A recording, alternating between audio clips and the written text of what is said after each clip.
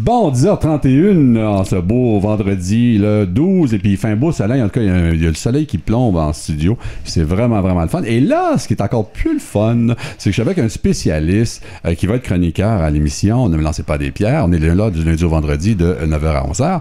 Bon, je ferme la parenthèse. David Paquet de chez Adviz, développement marketing complet adapté à vos besoins. Je dis-tu bien ça? C'est excellent. Bon, excellent. Ben, parle-nous de toi, David. Bon, ben, l'histoire longue ou l'histoire courte? Comme tu veux. Ben, moi, je viens d'un monde entrepreneurial. En fait, mon grand-père a parti d'une compagnie il y a plus de 40 ans maintenant. Mon père a repris ça. Vu que j'ai été trempé dedans comme Obélix dans la potion magique. Ouais. Puis ensuite, j'ai étudié en technique de production, post-production vidéo. J'ai étudié en marketing. J'ai roulé ma bosse pendant environ 6 ans. J'ai parti mon entreprise. On a célébré hier notre 5e anniversaire. Ben, félicitations. Oui, on est bien contents. 5 ans dans le sud-ouest. Donc, on était à Verdun, ensuite à Villemort. On est très contents de ça. Puis, dans le fond, nous, mon expertise, c'est le marketing. C'est de coacher des entrepreneurs de toutes sortes en vente, en promotion, autant du niveau stratégique que du niveau technique. Voilà. Alors, tu es vraiment une aide, un soutien. Donc, les gens qui font affaire, les gens appellent ton entreprise, ouais. Adviz, pour avoir des conseils. Alors, ça s'adresse à qui exactement, là? Toutes les entreprises qui sont sérieuses, qui sont matures, qui veulent une croissance, qui veulent investir intelligemment pour leur croissance, en fait. Ouais, ou qui se disent, ben là, je suis limité. C'est ça. Et je ne veux pas nécessairement embaucher, rajouter à mon headcount un body, on va dire ça comme ça, rajouter du personnel. C'est quoi mes outils qui sont... Parce que souvent, on ne voit pas. Et c'est là qu'un conseiller comme toi va faire toute la différence d'une entreprise. Exactement. Pour aider l'entrepreneur ou l'entrepreneur à voir, puis à dire, regarde, on va faire ça, on fait un plan d'action. C'est un peu ça, dans le fond. Oui, ben en fait, le ratio, c'est 1-20. C'est que pour 20 employés, généralement, tu vas avoir un employé en communication, marketing. Le ratio, c'est peut-être 1-5, c'est-à-dire tu as un employé en vente pour 5 employés environ. Donc, ça prend quand même une certaine masse salariale avant d'être capable d'embaucher un département marketing. Ouais. Mais toute entreprise a besoin de croissance. Tout le monde a besoin de marketing. Donc, à ce moment-là, le calcul n'est pas compliqué. Si on veut investir, il faut avoir des partenaires fiables. Ouais. Ben absolument. Puis le partenaire vient d'un outil de plus parce que, comme tu dis souvent, un salarié, ben, même si on a besoin un mois dans l'année, ben, il faut l'engager pour l'année. Les avantages sociaux, ça coûte cher. Et comme tu dis, si 1 sur 5 est dans la vente, les 4 autres, ben, c'est recevable, payable, la gestion et le marketing, la publicité négligée. Et aujourd'hui, si on n'a pas ces outils-là mis ensemble, ben, ça, on n'avance pas nulle part. Non. Donc, on va arriver à toutes les semaines avec différents scénarios. Puis, bon, au Québec, on a la fibre entrepreneur. On le voit de plus en plus, hein, quand on écoute l'émission dans l'œil du dragon. On voit les jeunes aussi, on voit les implications que sur le web, des aides du gouvernement à tous les niveaux. Bref, on sent l'entrepreneuriat québécois prendre forme, qui a toujours existé, mais là, on sent que le Québécois, qui a un plus bas niveau, commence à se faire aussi. Ouais. Avec les jeunes, on voit au niveau de la restauration, l'architecture, bref, tout ce qu'on peut voir des jeunes entrepreneurs. Il y a un nouveau vent de start-up depuis environ 5 ans, surtout dans le monde technologique. Il y a une fibre entrepreneuriale, on la voit, on la sent, on la palpe. J'ai pas les chiffres pour le démontrer, mais on a une... Oui, exactement. C'est dans le vocabulaire, du moins des plus jeunes. Ça, c'est le fun. Puis je pense que c'est une carrière qui est de plus en plus envisagée. Beaucoup de gens veulent se partir à leur compte, des fois pour les pas bonnes raisons, des fois pour les bonnes raisons, mais je pense que dans l'ensemble, il y a quand même une mouvance populaire d'accéder à une entreprise qu'on crée soi-même. Ouais. Bon, il y a des étapes. Parce que c'est bien beau de dire, écoute, moi, j'ai une idée un matin, je voudrais partir une entreprise, mais attends, mais on ne part pas comme ça. Qu'est-ce que tu conseillerais? Là, je te rends compte, je dis, écoute, moi, là, David, je veux me partir une shop, je veux me partir quelque chose. Qu'est-ce qu'il faut faire? Ben, dans le fond, moi, je pense que la première chose qui doit être faite, c'est de vendre. Peu importe l'idée, peu importe le concept, peu importe ce que tu travailles comme concept dans ton garage, c'est important de vendre et de jamais perdre ça de perspective parce que peu importe où ton entreprise va être, même dans 5 ans, dans 10 ans, va falloir que tu continues à vendre. Donc, le reste, c'est des technicalités. On s'en fout, entre guillemets, dans le sens que tu peux décider de faire ta vente, puis ensuite t'arranger pour la production, t'arranger pour la comptabilité, t'arranger pour toutes les paperasseries. Je pense que j'ai trop souvent vu d'entrepreneurs travailler le produit, travailler le concept, puis essayer de l'amener à un point extrême de qualité avant d'avoir eu des clients. Ce qui fait qu'ils vont s'essouffler dans le processus de monter la business, juste leur produit. Puis c'est important, un bon produit, on s'entend, là, c'est très important. Oui.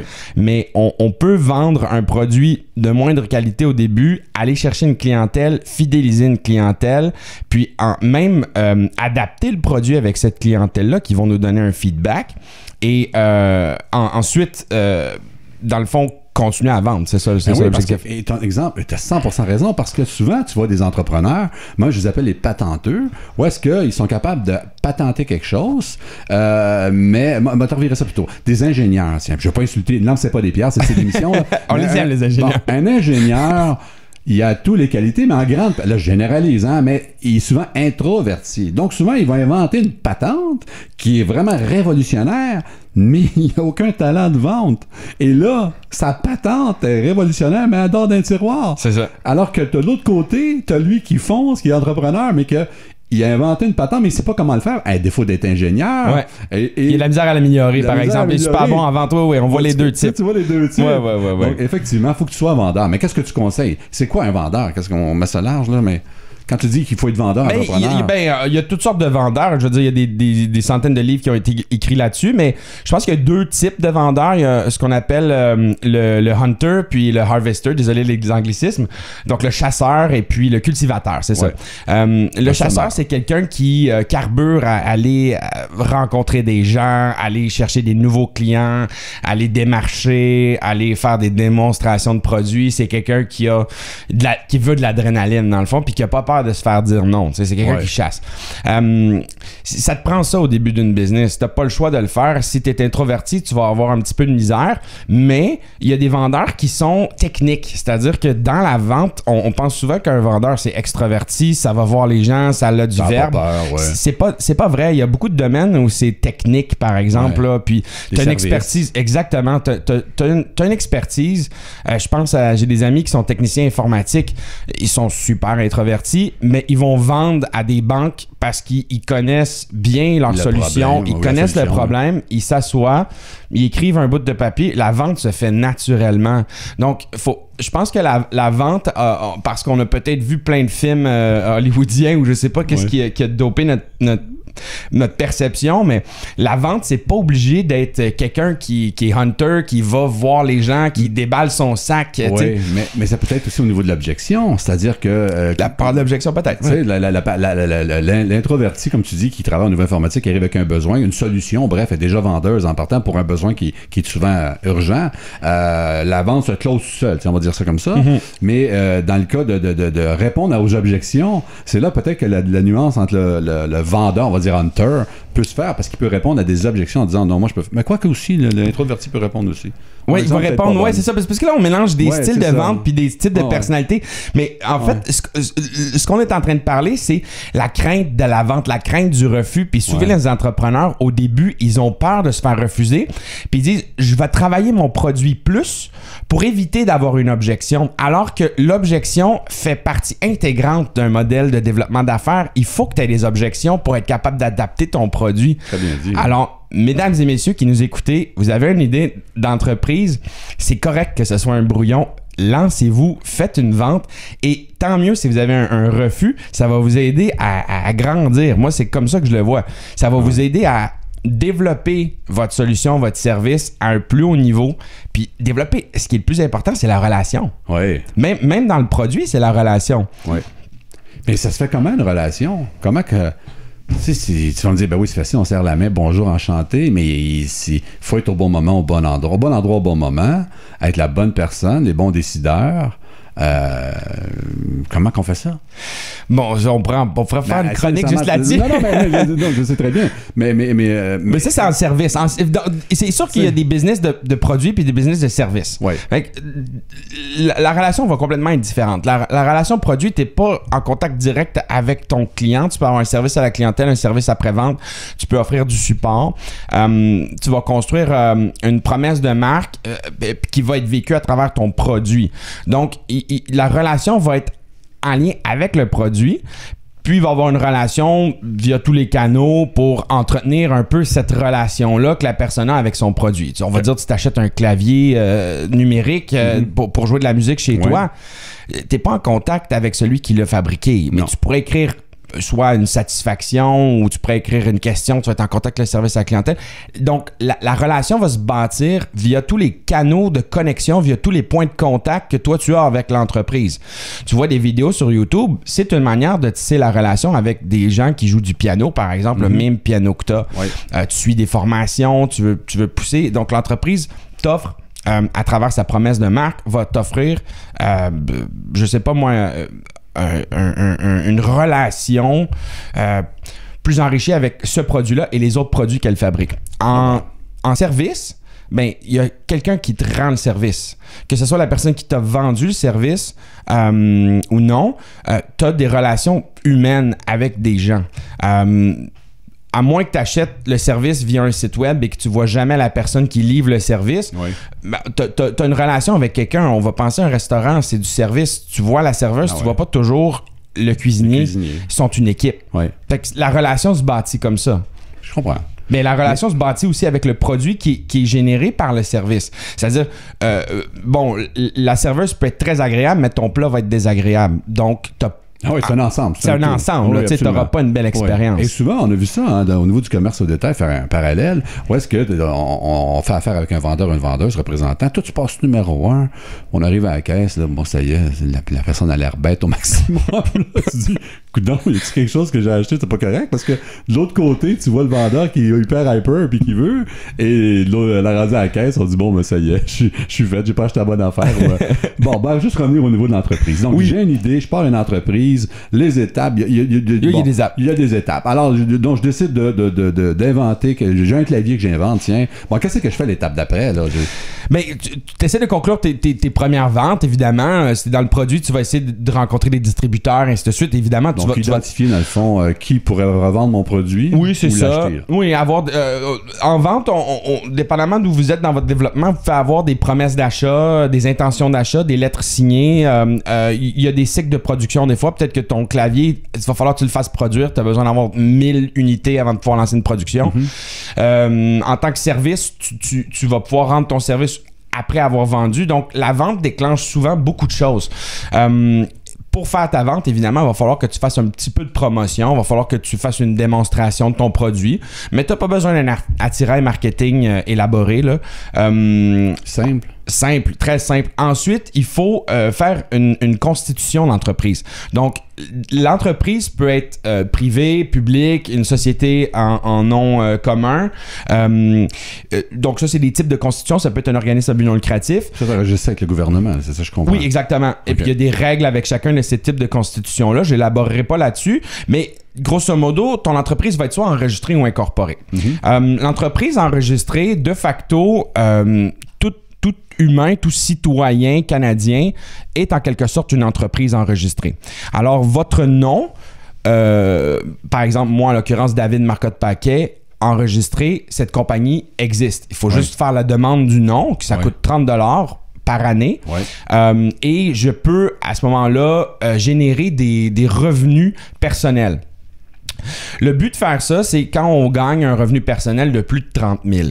En bas de ça, tout le monde peut avoir des petits boulots, vendre quelque chose, puis générer quand même un revenu. Même si tu as une job 9 à 5, on va parler en bon français pour tout le monde, tu as une job 9 à 5, tu fais 40 heures semaine, tu gagnes un revenu d'environ 35-45 000 par année.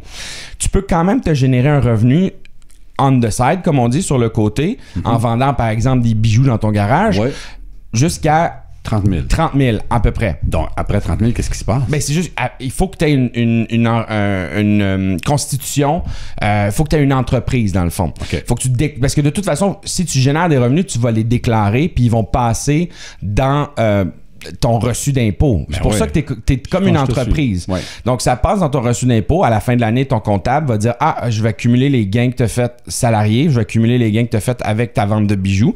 Tu as des gains non imposables parce que tu as des déductions à la source avec ton chèque de paye qui sont déjà perçus pour le gouvernement, mais avec ta vente de bijoux, tu n'as pas eu de déduction. Donc là, il va falloir que tu payes de l'impôt à la fin de l'année. Donc, enregistrer, en fait, c'est au-delà de 30 000 $, il va falloir que tu perçoives des taxes.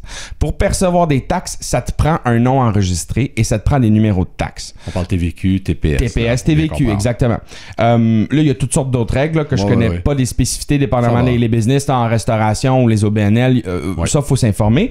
Mais grosso modo, vous faites la demande d'un nom enregistré au registre des entreprises du Québec et vous pouvez faire votre numéro, demander les numéros de taxes. OK, TPS, TVQ. Ça prend 1 heure faire l'appel. C'est pas très compliqué. C'est pas un obstacle. C'est vraiment pas un obstacle. C'est pour ça que je disais que c'est la vente qui est plus important. Parce qu'à partir du moment où vous avez ces numéros-là, vous faites seulement que les inscrire sur vos factures et vous devez commencer à percevoir les taxes. Donc, quand vous faites la vente, il y a un 15% qui ne vous appartient pas. Vous le mettez dans un compte à part. Et il doit être remboursé dans un petit cochon. Oui, effectivement. Puis ça doit être remboursé au gouvernement. Après ça, c'est remboursé au gouvernement, soit au trimestre ou annuellement. Exactement. Okay.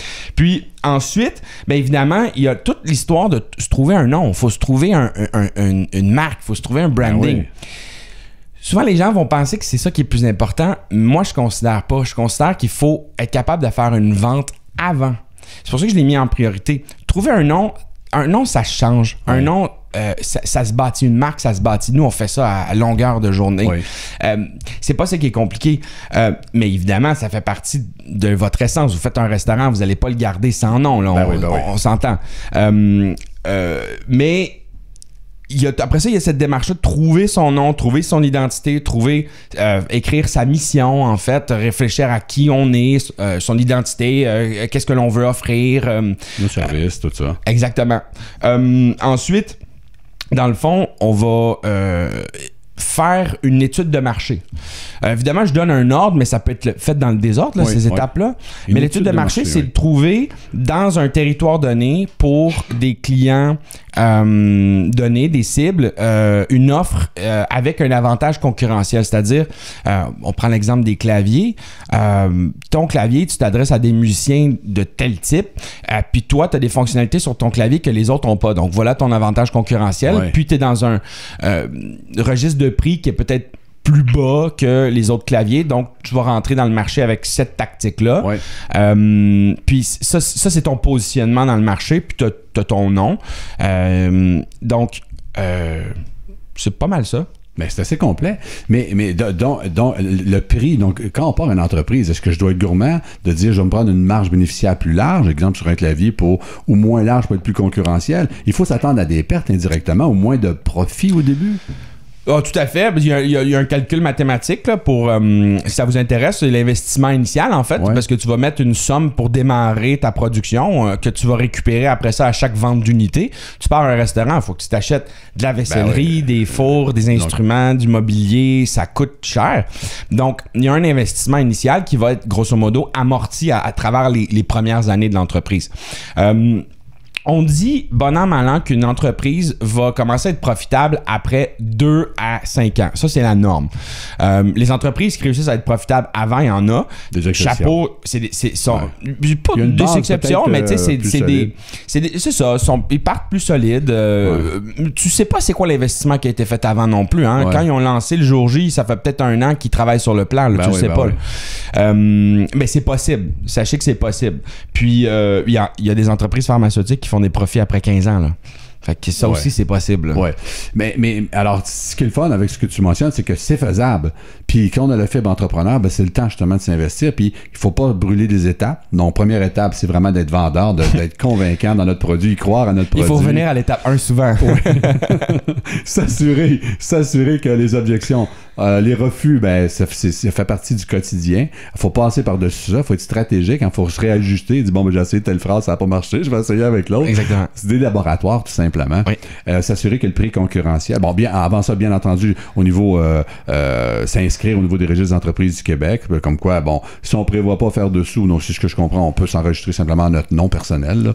Et moins de 30 000, moins de 30 000, vous n'avez pas à vous casser le coco, vous faites juste dire à votre comptable à la fin de l'année, j'ai vendu X $ dans mon année, puis il va faire le calcul pour vous. Là. Voilà. Alors, si on vise plus gros ou notre investissement fait plus, donc là, il faut avoir un 30 000 et plus, il faut être enregistré. Et puis, il faut avoir les taxes, numéro de taxe. Ouais. Et ces taxes-là, on peut être remboursés. Je sais pas, la TPS, la TVQ, non? En fait, ce qui arrive, c'est que on va rentrer là-dedans. Ouais. Je pensais pas faire une chronique comptable. Non, mais ça me fait plaisir. Parce qu'il y a beaucoup de gens qui m'ont posé la question. Tantôt, on parlait de marketing, puis en fait, c'est pour ça que je viens à la radio pour parler, parce que c'est des questions que tout le monde me pose. Dans le fond, comment ça fonctionne, c'est que tu vas percevoir les taxes. Tu me vends quelque chose $100, OK? Ton clavier est $100. Chargé 14,97. Bon, tu vas 15$. Fait que tu vas me charger $15 de taxes. Fait que, donc, ma facture va être 115. Toi, tu viens de faire $115. Il y a $15 qui ne t'appartient pas là-dedans, que tu vas mettre dans un compte à part, que tu vas rendre au gouvernement. Toi, tu as des frais. Tu dois acheter des matériaux, on va dire du plastique, puis tu dois acheter du filage. Fait que tu t'en vas au magasin acheter du filage pour $50. Fait que là, toi, tu payes des taxes là-dessus. Fait que tu payes 7,50. Ce 7,50 là, tu l'as déjà versé au gouvernement. Donc, toi, quand tu vas donner le 15$ au gouvernement, tu vas dire non, j'ai déjà payé 7,50. Fait que je vais juste te payer 7,50. Je te dois 15$, mais je t'ai déjà donné 7,50. C'est la première fois que c'est bien expliqué comme ça. David, merci beaucoup. Merci beaucoup. C'est fort intéressant. Comme première chronique, c'est pas mal de fun. Puis ça donne le goût, puis c'est faisable. Il faut pas. Et puis tes conseils aussi sont vraiment importants. Et chez Adviz, c'est ce que vous faites aussi, conseiller vraiment les gens comme ça, les entreprises, les starters. Et puis, donc, si les gens veulent de l'information juste au niveau d'Adviz, adviz.ca. .ca, tout simplement. Excellent. Donc, David, on se voit la semaine prochaine pour d'autres réponses. Merci beaucoup.